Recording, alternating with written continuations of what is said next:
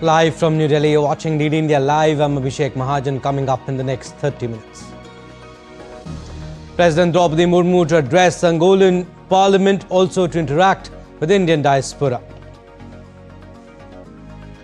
End of shutdown in sight as Senate advances a bill after 40 days of stalemate. The bill is to fund government through January 2026 and includes 3 appropriation measures. COP30 begins in Brazil's Belém on Monday with focus on turning climate talk into measurable action. Environment Minister Bhupendra Yadav represents India.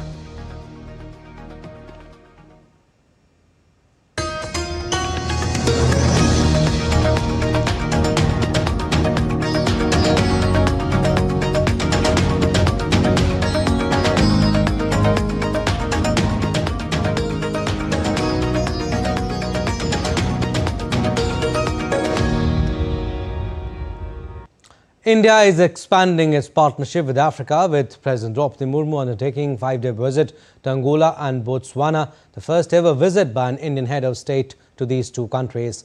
On the first leg, President Murmu is in Angola, where she will address the Parliament of Angola. In a short while from now, President Murmu will also attend the Indian diaspora.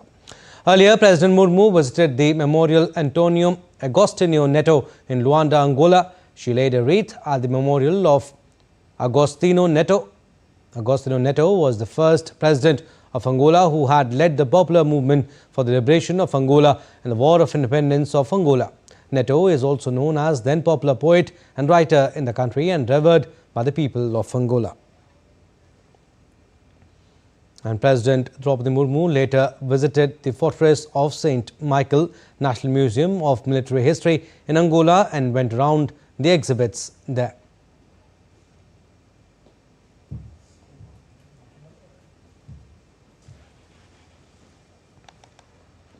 India and Bhutan share close and friendly ties. Prime Minister Narendra Modi will be on a state visit to Bhutan from 11th and 12th November. India's ambassador to Bhutan, Sandeep Arya, speaks with DD India on the significance of the state visit and the areas in focus. Prime Minister Narendra Modi is set to embark on an official visit to Bhutan.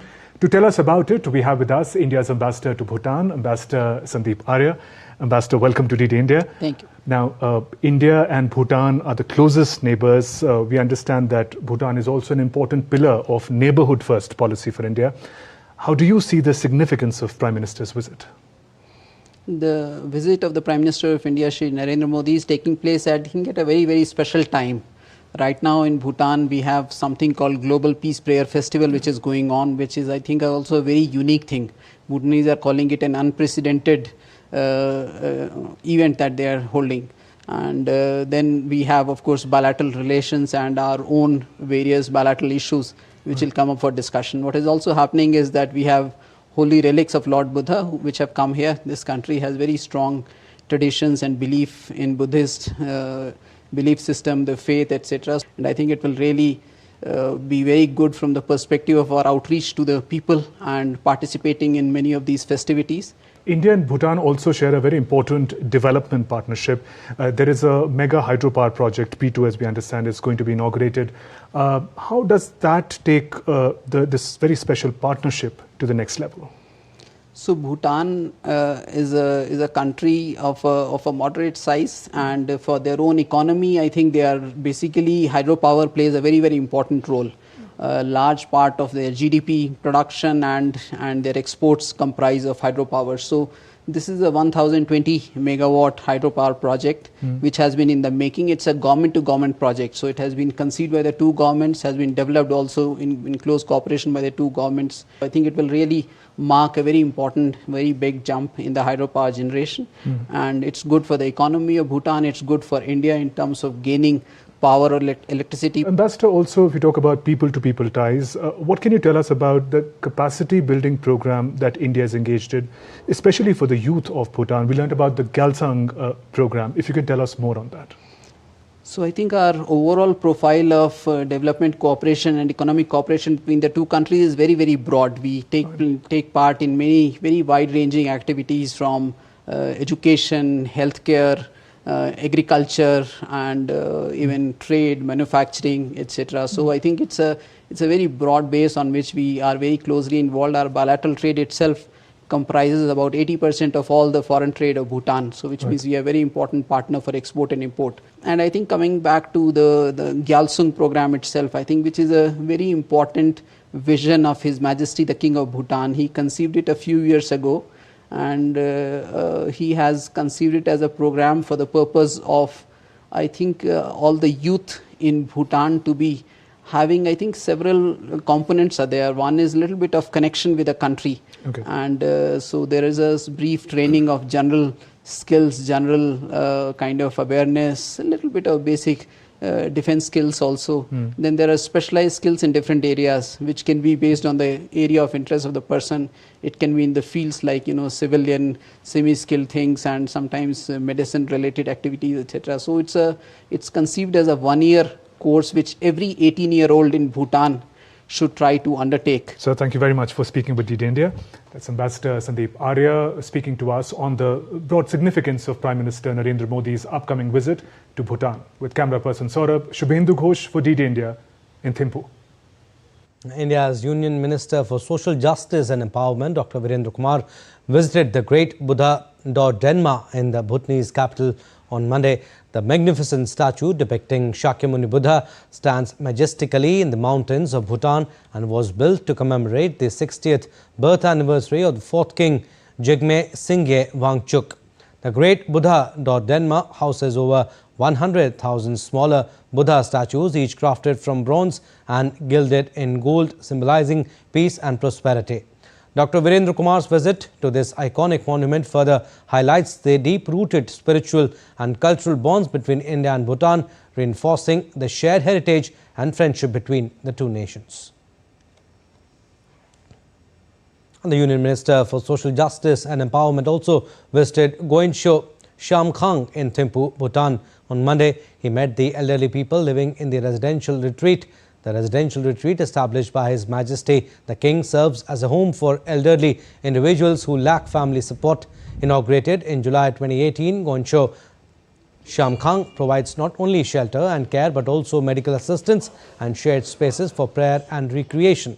Dr. Virendra Kumar's visit to the facility reflects India's appreciation of Bhutan's compassionate social initiatives and further strengthens the mutual commitment of both nations towards inclusive welfare and human dignity. The Union Minister also inquired about the facilities provided to the elderly. An Indian Union Minister for Social Justice and Empowerment, Dr. Virendra Kumar, met Shering Topge, the Prime Minister of Bhutan in Thimphu on Monday. During the meeting, both leaders discussed matters related to social empowerment and the further strengthening of bilateral relations between India and Bhutan. They appreciated the deep-rooted friendship and growing cooperation between the two neighboring countries. Both sides also expressed optimism about expanding collaboration in various sectors, reaffirming their shared commitment to promoting social welfare, cultural exchange and mutual prosperity. And Dr. Virendra Kumar also visited the Center for Bhutan and Gross National Happiness Studies in the Bhutanese capital. During his visit, the minister interacted with members of various civil society groups, including those representing socially challenged communities. He patiently listened to their experiences, concerns and ongoing initiatives aimed at promoting inclusivity and social welfare. Dr. Virendra Kumar also shared his insights and experiences from India's social empowerment initiatives, highlighting the importance of compassion, equality and community participation. The interaction reflected the shared vision of India and Bhutan to strengthen cooperation in the fields of social justice and inclusive development. Moving on, India's Union Minister of Cooperation Amit Shah inaugurated the Co-op Kumbh 2025, an international conference on urban cooperative credit sector in New Delhi on Monday. The theme for the two-day event is Digitalizing Dreams, Empowering Communities. The conference aims to empower communities and strengthen the cooperative foundation of financial inclusion in the country. Addressing the conference, the minister highlighted the immense potential for cooperatives in India. International cooperative alliance ने अमूल को विश्व का जो ranking तय होता है उसमें पहले स्थान पर समग्र विश्व में रखने का काम किया और दूसरा स्थान भी भारत की ही कोऑपरेटिव इफ्को को मिला है। ये बताता है कि हमारे देश में कोऑपरेटिव की संभावना कितने विशाल स्तर पर है। And in a major anti-terror success, Faridabad and J&K police raided several locations, recovering major amounts of explosive materials from a Dhoj village flat in Haryana's Faridabad. Total seizure from the operation now near 2,900 kilograms in a 15-day probe into a Jaish-linked elite terror cell. Dr. Muzammil Shakil, a Pulwama doctor at Al-Falah University, was arrested on leads from Dr. Adil Ahmed Radha. The police seized an AK Krinkov pistol, 84 rounds, 20 timers, walkie-talkies and bomb chemicals. The joint operation between Haryana police and J&K police is still underway.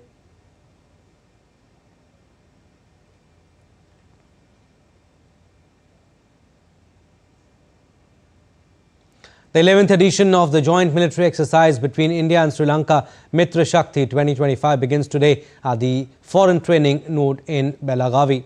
The 14-day exercise aims to enhance joint operation in urban and semi-urban terrain, fostering defence cooperation, mutual trust and regional peace. This collaborative exercise highlights the shared commitment of both nations to regional peace and security, while also aiming to strengthen defence cooperation and further solidify the strategic partnership between India and Sri Lanka. The annual event alternates between the nations. Last year's edition in Sri Lanka involved Rajputana Rifles and Rajaba Regiment personnel sharing counter-terrorism tactics.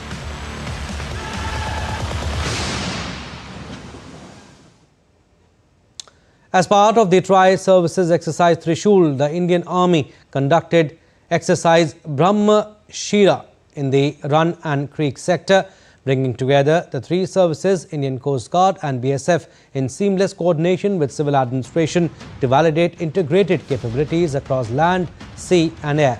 Embodying the Indian Army's decade of transformation, the exercise integrates joint task forces, a state-of-the-art joint control center and robust operational infrastructure to sustain multi-domain operations. It also validates new structures, advanced technologies and adaptive warfighting capabilities. Exercise Brahmashira highlights India's commitment to military-civil fusion and a whole-of-nation approach, showcasing the armed forces' ability to deliver rapid, coordinated, decisive responses across domains. Now, Union Minister of Culture and Tourism Gajendra Singh Shekhawat attended the Indian Cultural Nights at Suwaidi Park in Saudi Arabia's capital Riyadh.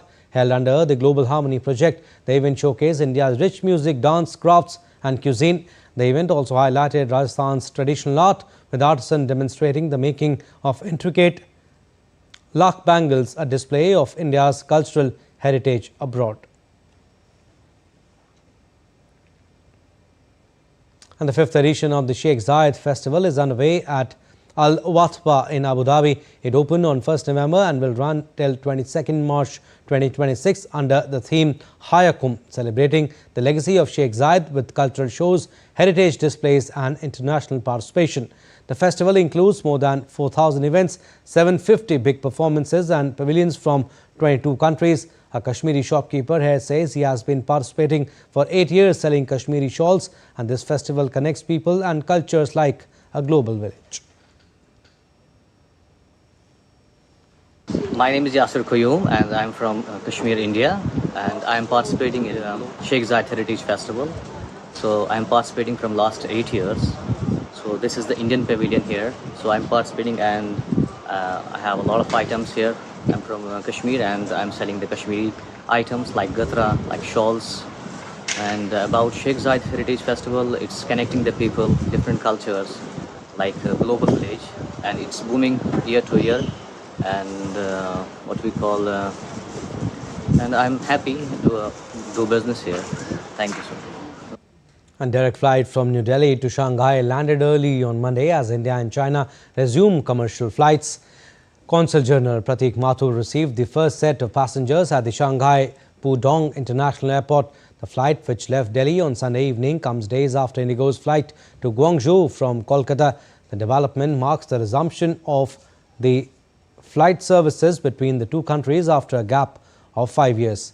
Consulate General of India in Shanghai has said that with this, India is emerging as a global hub as people-to-people ties grow stronger.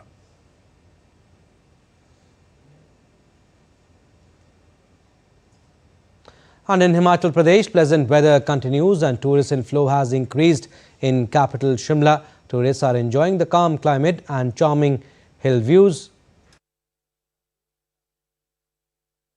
Visitors here are not only soaking in Shimla's natural beauty but also exploring its old colonial heritage spots. And now tourists say they are eagerly waiting for the season's first snowfall in Shimla.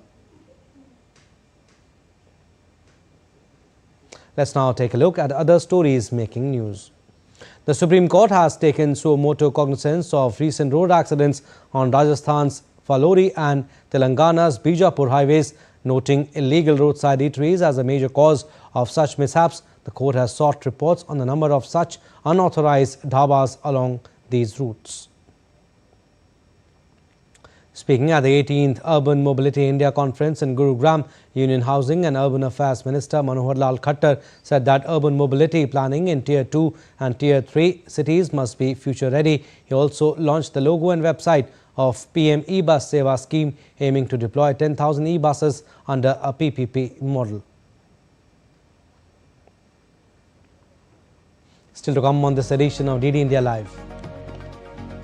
COP30 starts today. We'll get you details of India's stance. World Science Day for Peace and Development today. The focus on how science can guide humanity towards a sustainable and harmonious future.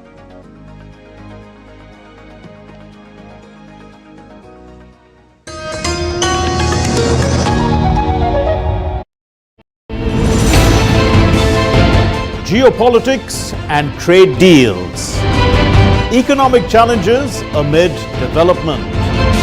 Hard work and the path to prosperity. It's the economy always. Between walkers, money is what money does and says. Supply creates its own demand. Between the bulls pulls and bears tears.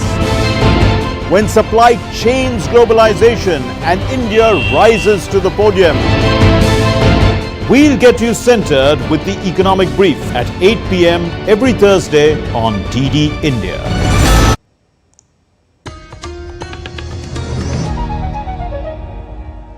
Welcome back. You're watching DD India Live. I'm Abhishek Mahajan. Some more stories.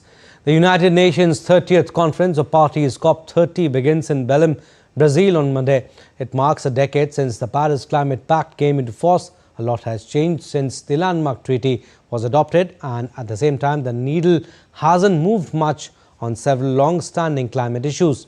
Indigenous leaders from Andes arrived in Belém to attend the COP30 climate summit. The main goal was demanding a greater say in how their territories are managed as climate change escalates and industries including mining, oil drilling and logging press deeper into forest. In the run-up to COP30, more than 60 countries have submitted revised climate action plans. We'll come back to the story, but let's now go live to Angola. President Draupadi Murmu is addressing the Angolan Parliament.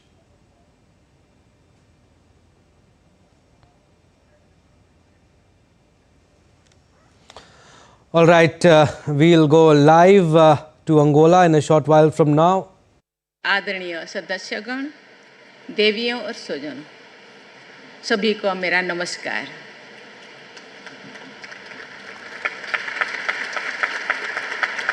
इस भव्य सदन, संसद सदन और Angola के जनप्रतिनिधियों को संबोधित करना मेरे लिए अत्यंत गौरव का विषय है, विशेषकर उस ऐतिहासिक अवसर पर जब आप especially on the historic occasion of संघर्ष से लेकर स्वतंत्रता, शांति स्थापना और लोकतंत्र तक अंगोला की यात्रा पूरी मानवता के लिए प्रेरणा के स्रोत है।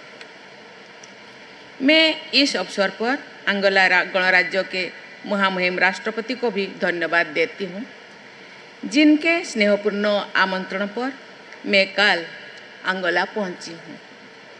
मेरे साथ हमारे राज्य मंत्री श्री बी समन्ना तथा हमारे संसद के 2 माननीय सदस्य श्री पी बसवा और श्रीमती डी के अरुणा भी इस यात्रा में सम्मिलित है। माननीय सभापति महोदया, वर्ष 2025 हमारे 2 देशों के संबंधों के लिए एक महत्वपूर्ण वर्ष रहा है। इस वर्ष मई में अंगोला के महामहिम राष्ट्रपति ने भारत की सफल राजकीय यात्रा की थी। मेरा ये राजकीय यात्रा भारत के राष्ट्रपति के अंगोला की पहली यात्रा है। ये वर्ष भारत और अंगोला के बीच राजनयिक संबंधों की स्थापना की 40वीं वर्षगांठ है। साथ ही अंगोला अपनी स्वतंत्रता की स्वर्ण जयंती मना रहा है। ये दोनों ऐतिहासिक अवसर हमारे द्विपक्षीय संबंधों को और अधिक गहराई और विस्तार देने की प्रेरणा देते हैं।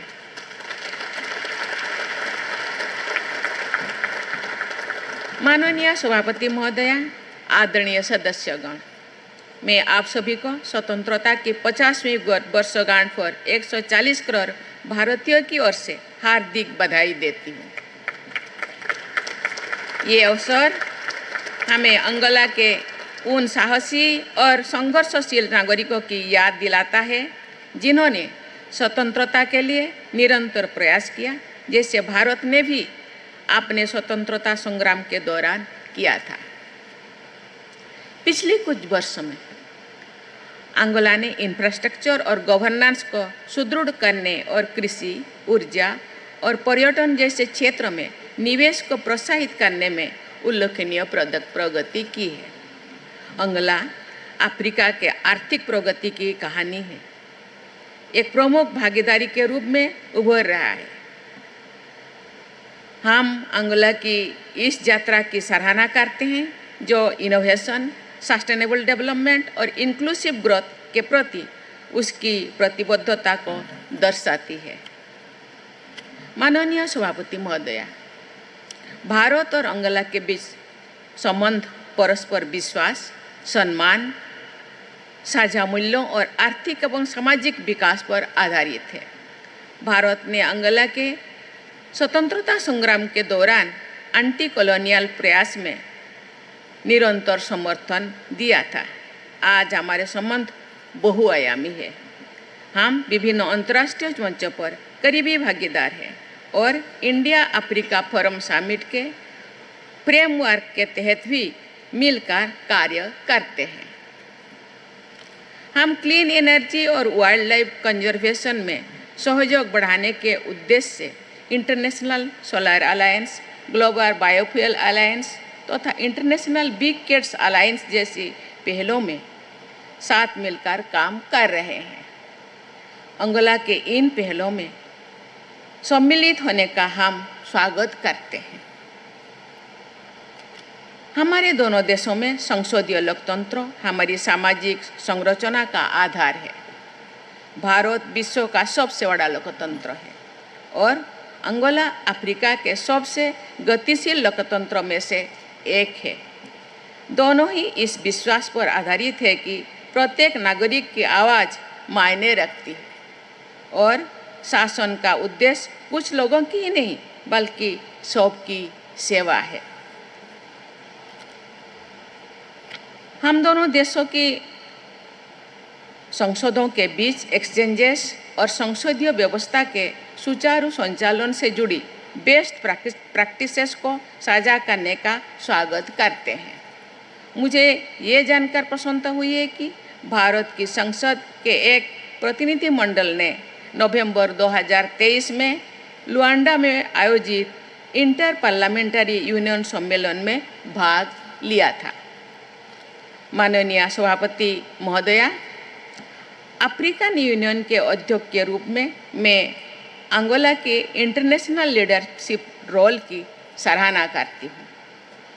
वर्ष 2023 में भारत की G20 अध्यक्षता के दौरान ही अफ्रीकन यूनियन को इस समूह का पूर्ण सदस्य बनाया गया था।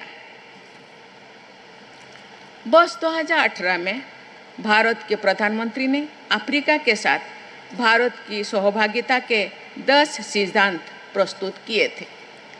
आज मैं उन सिद्धांतों के प्रति भारत की प्रतिबद्धता को पुनः दोहराती हूँ, जो परस्पर सम्मान, समानता और पारस्परिक लाभ पर आधारित है। माननीय सभापति महोदया, व्यापार और आर्थिक सहयोग हमारे द्विपक्षीय संबंधों का एक महत्वपूर्ण स्तंभ है।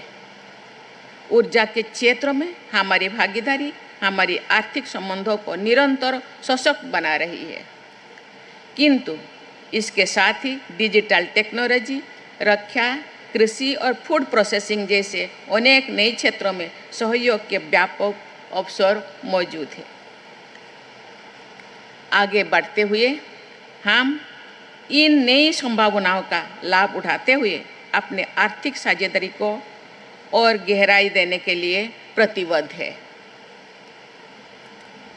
माननीय सभापति महोदया, विश्व की सबसे बड़े लोकतंत्र की महिला राष्ट्रपति होने के नाते मुझे ये देखकर अत्यंत प्रसन्नता है कि अंगोला की संसद में महिलाओं का उल्लेखनीय प्रतिनिधित्व है।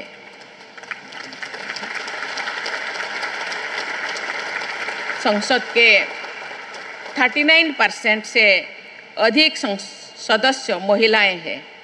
ये जेंडर इक्वलिटी और इंक्लूसिव गवर्नेंस का प्रेरणादायक उदाहरण है।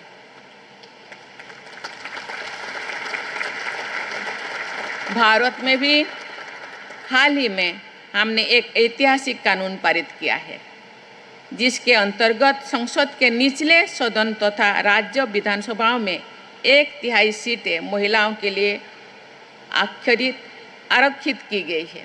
हमें विश्वास है कि ये कदम निर्णय प्रक्रिया में महिलाओं की भागीदारी को और सशक्त करेगा तथा अधिक न्यायसंगत एवं प्रगतिशील शासन व्यवस्था को प्रोत्साहित करेगा।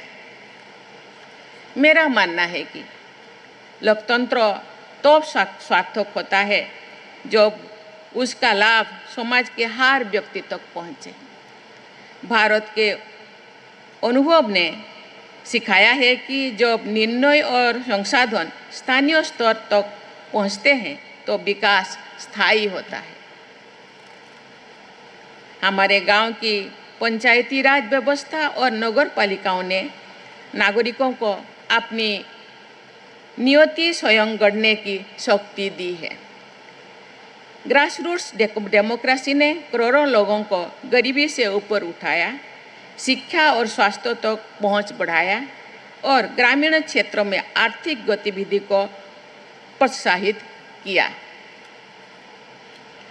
अंगोला के स्थानीय शासन को सशक्त करने की पहल भी इसी विचार से मेल खाती है। भारत में डिजिटल इंडिया अभियान ने ये सिद्ध किया है कि टेक्नोलॉजी केवल सुविधा नहीं बल्कि समानता का साधन है। भारत डिजिटल पब्लिक इंफ्रास्ट्रक्चर, आधार, यूपीआई पेमेंट सिस्टम्स और ई-गवर्नेंस में अपने अनुभवों को आपके साथ साझा करने के लिए तत्पर है। माननीय सभापति महोदया और आदरणीय सदस्यगण, वर्तमान समय में विश्व अनेक संघर्ष और अनिश्चितताओं में गुजर रहा है, जिनका प्रतिकूल प्रभाव विशेष रूप से ग्लोबल साउथ के देशों के आर्थिक विकास पर पड़ रहा है। अफ्रीका में लंबे समय से चले आ रहे संघर्षों के समाधान हेतु अंगोला के नेतृत्व और शांति प्रयास की भारत सराहना करता है। Bharat UN peace keeping missions में सबसे बड़ा ट्रूप कंट्रीब्यूटिंग देश के और विश्व में विशेषकर अफ्रीका में शांति के प्रति सदैव प्रतिबद्ध रहा है। माननीय सभापति महोदया, भारत 2047 तक एक विकसित राष्ट्र बनने के लक्ष्य की ओर तीव्र गति से अग्रसर है। हमारी प्राचीन फिलोसफी की भावना वसुधैव कुटुंबकम अर्थात विश्व एक परिवार हमारे अंतर्राष्ट्रीय सहयोग का मार्गदर्शक सिद्धांत बने रहेगी। आइए हम शांति, समृद्धि और विकास के लिए सहभागी बने। आइए हम अपने साझेदारी की पूरी क्षमता को उजागर करें ताकि भारत और अंगोला के नागरिकों का कल्याण सुनिश्चित हो सके। एक बार फिर मैं माननीय सभापति महोदया और इस सदन के सभी सदस्यगणों का हृदय से धन्यवाद करती हूँ। धन्यवाद।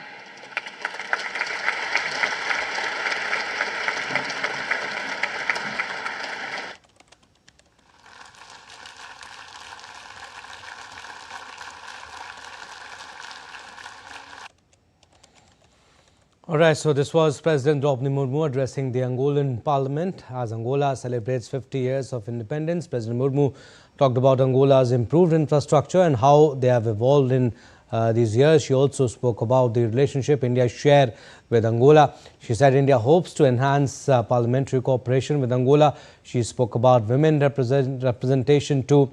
Women are also representatives in Angola, and she said that I'm happy that it is an example of gender equality and inclusive society. She cited the example of India here.